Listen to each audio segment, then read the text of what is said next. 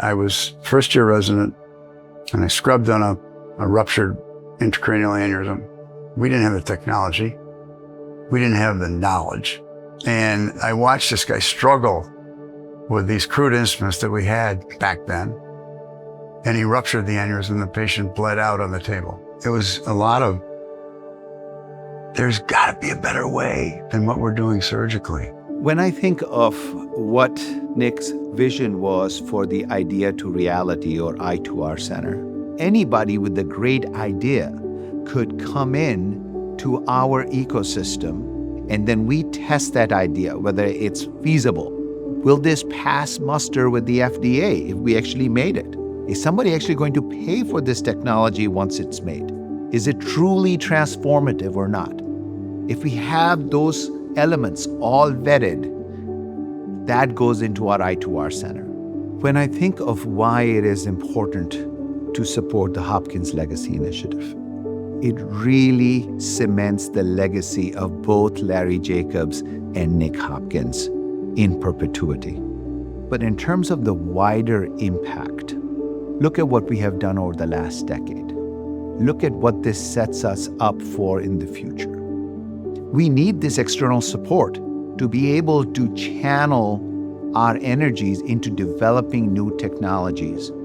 And it's very hard to do without having that kind of capital reserve to dedicate to these high-risk, high-reward opportunities that can transform healthcare for Western New York and the rest of the world.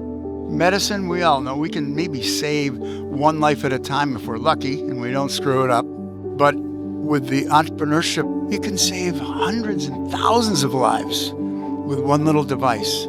Back when I was pregnant with Katie, I was working the night shift and collapsed, and turned out to be an AVM at the C2, C3, C4, I believe it was, that had bled, and it bled up into my brain. I ended up seeing several doctors, several neurologists and neurosurgeons, and at the time they didn't have anything to say that would fix the situation. I kept thinking, this has got to be fixed.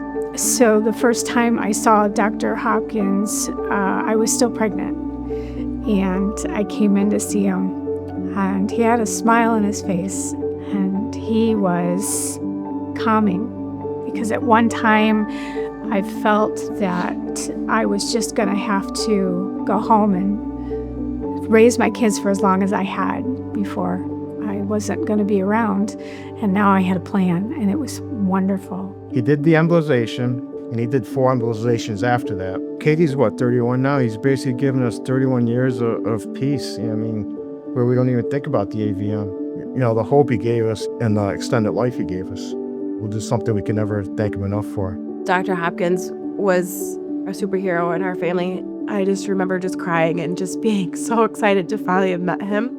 He was so gracious to let me sit with him and talk to him about my mom and just what he did for my family and how much that meant to me. His goal, his desire was to have an incredible research institute focused on translational research, fixing, addressing, identifying, solving problems created by vascular disease and neurologic diseases. And in this ecosystem, he wanted the Jacobs Institute to partner with the hospital, the doctors, the university, the researchers, to bring forward new technologies and bring them to our patients before anybody else. And we are doing exactly that.